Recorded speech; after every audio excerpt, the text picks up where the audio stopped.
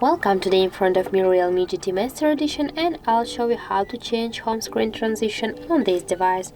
So first you should just press for a while with your finger on your screen and just here find the transitions icon, tap there, and right now you can see all of the available animation. For example, I will go in with this real one and just right now go back and tap here. Okay, and as can you see right now, our home screen animation has changed successfully. So that's it. If you found this video helpful, leave like, comment and subscribe our channel.